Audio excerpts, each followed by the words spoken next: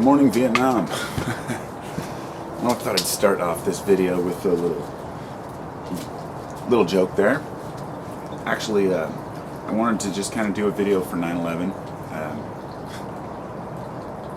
The Vietnam reference was because yesterday I got online and I started doing some research, and my father was in Vietnam and he died of carcinoma when I was about 15. We believe that it was Agent Orange, but I can't prove that.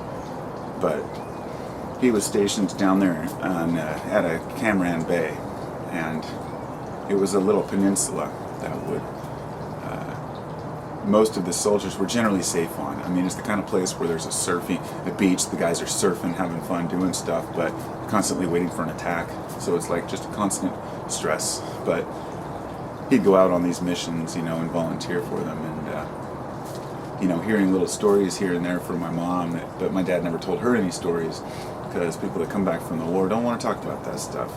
And anyway, I found some YouTube videos of the place where he was at, and I've been looking through them to try to find him, to see if I could just run across a random picture of him, which is a fat chance, there's probably 10,000 people there.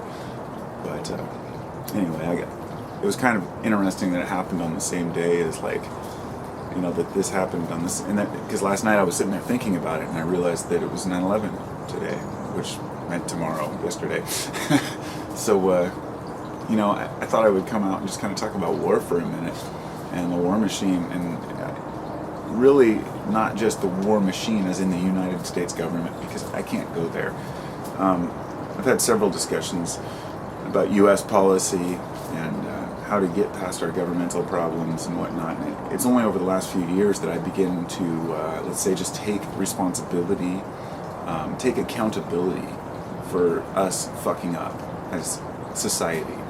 Because it's really easy to place the blame on our leaders, but we remember it was our parents who voted those leaders in. Not always. Sure, there's lots of corruption, and people are, bringing people into their cabinet that we don't have any say in, things like that. And ultimately, we are only limited to certain choices about going to war or, fighting. But let me tell you that back when 9/11 happened, and I thought I would bring this up because a lot of kids today, I've had discussions with people on the internet who talk about 9/11 being a conspiracy and a hoax and a setup and all kinds of different things. And I've already been through all the information, so I'm not arguing that it is or isn't. But the kids who I've argued with, some of these guys, who are 20 or so, I realized that they were like in diapers when this happened. I mean, it just blows me away. Like, it's really been that long. I mean, next year it will have been 15 years, and I remember exactly where I was when 9/11 happened. I was at my friend's house, and we were getting ready to go to work. Got over there early. We were going to go roofing. Back then we were roofers, and turned on the TV, and we were just like, oh, what the fuck happened? I mean, we were just blown away. And I'll never forget when that second plane struck that tower. Unless you were there watching that shit. See, I'm getting all emotional now. I didn't expect that. It doesn't matter where you were in the country. It doesn't matter where you were. Hell, it didn't even matter where you were in the world. I guess why I'm crying is because that was one time in history where American people came together. Who came together, unfortunately, in many regards against a common enemy, which, all the people driving around with these American flags and talking about how they hate sand niggers and using all these derogatory terms and how everyone who is an Arab was all of a sudden a suspect. I knew better. I look back to what happened during World War II with the Japanese, how they were rounded up in our country. We are a country of racism and slavery, and it's unfortunate that that's the fact, but that's the fact. And we have persecuted people for far too long, and what happened on 9/11 was a response to that. And I know people will disagree and say it was a complete setup. I don't care. I'm more likely to believe that it was more allowed to happen, I should say. I'm not going to go into the detail of. Let's put it this way. If you want to talk about a false flag or a reason to go to war and a reason to go into the Middle East, then 9/11 was the perfect example. So when you look at it from the perspective of when it just happened, nobody was talking about false flags or conspiracies back then. When it happened, I was aware of false flag attacks. I knew about Pearl Harbor and these various other things that had happened. But it didn't occur to me because it was such an intense moment. Nobody would have considered, oh, our own government did this, or whoever was involved. The point is that it didn't matter. That's not what this video is about. It's not about why it happened, and I don't want to get into discussions about that. It's about how the people came together after it did happen. And besides the hick racists with their rebel flags driving around and trying to beat up anybody who looks brown, which there were plenty of them. There's a lot of ignorance after that during that time. Besides those guys, a lot of people were just, it was like a group hug throughout the country. And I hated George Bush with a passion back then, even more than I hate him now, I think. I don't know, the guy is like, when we talk about despising people, I don't really hate anyone. I love him because I have to, but he's a slime ball. And when people are talking about Obama today, maybe this is why I defend Obama a little bit. It's because sure, he's fucked up, sure he's made lots of mistakes, and he could do better.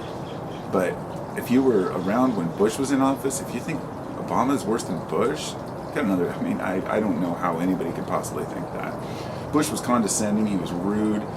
He told everybody to basically fuck off, that he's going to do what he wants, and he did. And he, rewrit a bunch of laws and destroyed our environmental movement and various other things.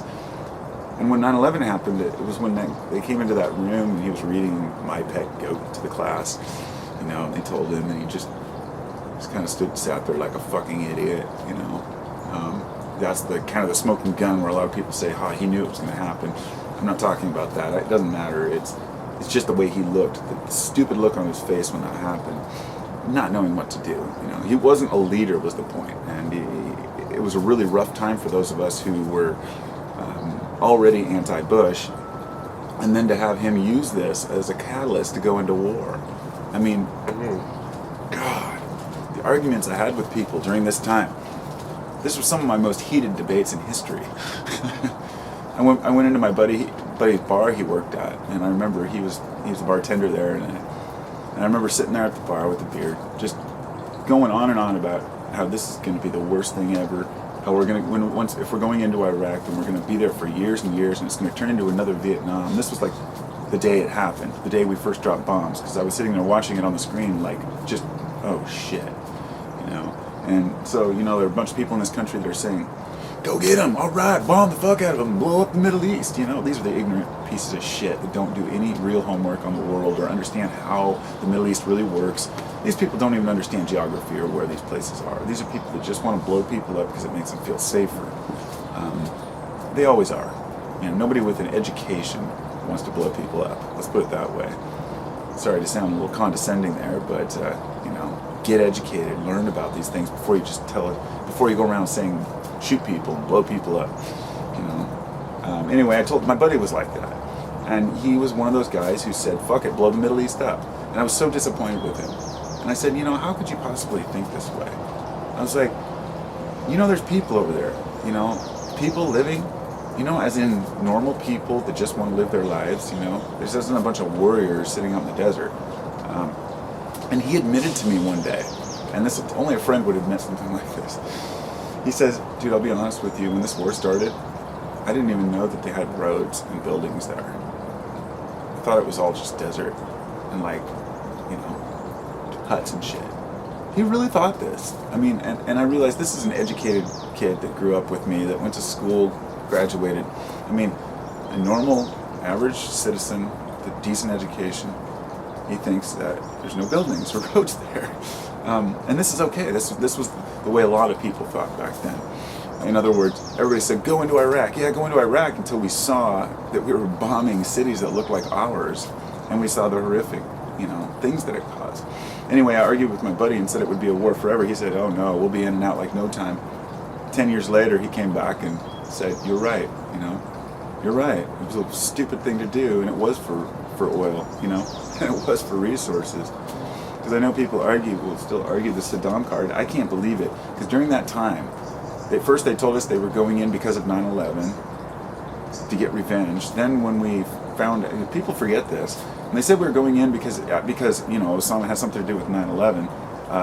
Then we couldn't prove that Osama was actually in Iraq. So then we said we were going in for weapons of mass destruction, of course. We went in there, we didn't find any weapons, and then all of a sudden it just changed into Operation Iraqi Freedom. And once that failed, it was Operation Build Iraq. We went to 4 different operations here, and people forget the original operation, which was to find the culprit of 9/11, or even just taking Saddam out. Anyway, it spoke for itself. We see what's happened over there now. It was not a solution to any problem, and cost many American lives and many Iraqi lives, Afghanistanis. I know people don't really care. A lot of people don't give a shit about other countries. I've spoken to a lot of people that say screw them. They have to deal with their own problems, And to me, my heart goes out to people like that think that way, because if you don't feel connected to your fellow humans, then you must be a really miserable person. I mean, life has got to really suck if you don't feel a connection to everyone, regardless of race or skin color. Racism, sexism, nationalism, these are all basically birthed by ignorance. Completely. Nationalism does have its place, but only to protect one's nation against those who are trying to invade it. Not to say my nation can invade yours. And so, I thought I would just get that out. 9/11 was a very disturbing time for most of us who were there. I was 25, 26, I guess, when it happened. So I was right in the prime of my 20s, and it was like, wow, it hit like a ton of bricks. At first it was just so shocking. I couldn't really believe what was happening. But, when you watch it now, you already know what happened. A couple planes hit the Twin Towers, you can watch the videos. But if you're there watching the news live and you see that second plane hit, nothing will ever match up to that. And just the chills that ran down my spine when that happened. And since then, a lot of information has come out that shows that things like Building 7, and these various other anomalies that have happened show that, sadly, it looks like this was a giant conspiracy. But I'm not even going to go into trying to prove the details, because that's how people get stuck and stuck in conspiracies. It's pointless at this time, because the people behind the scenes are always behind the scenes. They never come out to play. Anyway, those are my thoughts on 9/11, I guess. It was a very sad time, very emotional time, and yet a very wonderful time. People came together for the first time in a long time. You could look at somebody in the store during that first week, or anywhere, and just walk up and almost hug them. It was like that, It was like that. That moment in history brought me to a realization, and this is the realization I guess I want to convey. When people talk about apocalypse, destruction, chaos, the world's going to hell in a handbasket, that there's going to be utter, destruction, that if the lights go out and the neighbors are going to be robbing each other, you forget one thing. When people are hungry, they'll do anything to feed their family. But there's also something called conscience and human bonding.